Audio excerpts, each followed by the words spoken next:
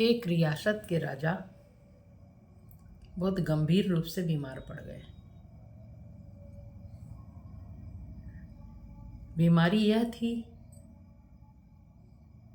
कि उनको मुंह में लार ही नहीं बनती थी। भूख प्यास बिल्कुल बंद हो गई।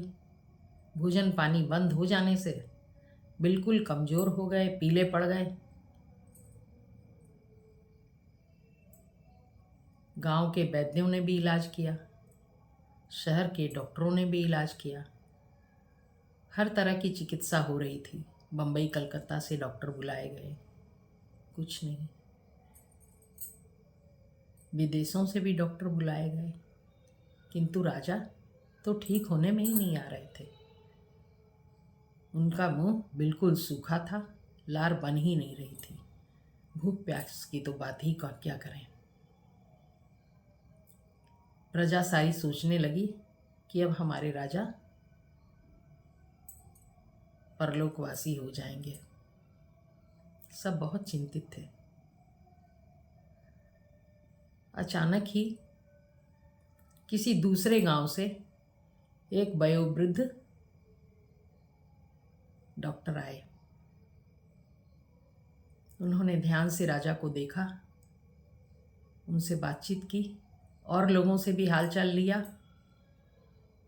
फिर अचानक खुश होकर बोले कि हाँ, मैंने बीमारी पकड़ ली है, मैं इनका इलाज कर दूंगा, ठीक हो जाएंगे ये। सब लोग बहुत खुश हुए।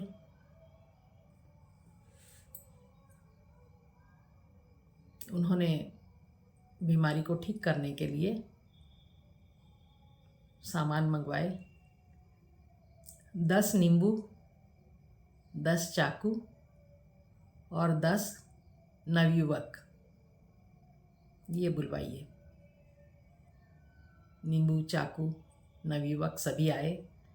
सभी नवयुवकों को बाहर बैठा दिया गया और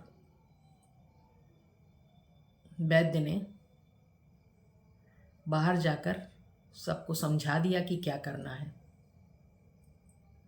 एक नवयुवक आया, उसने ये राजा के पास ही आकर एक नींबू को काटा और उनके पास ही रखी ट्रे में रख दिया। दूसरा आया, उसने भी ऐसा ही किया। तीसरे ने भी ऐसा ही किया। चौथा नींबू जब कटा तो राजा का होठ हिलने लगे और वो हल्का सा मुंह में गीलापन महसूस किया उन्होंने और वो होठ चाटने लगे। उनके मुंह में लार आ चुकी थी। नींबू की सुगंध से बिल्कुल मुंह में रस आ गया। 10 नींबू को तो काटने की ज़रूरत ही नहीं पड़ी। चौथे नींबू में ही राजा जी की तबीयत ठीक होने लगी, लार आ गई। फिर कुछ खाने की इच्छा पैदा हुई, भूख प्यास आ गई। राजा भोजन करने लगे और वो स्वस्थ हो गए।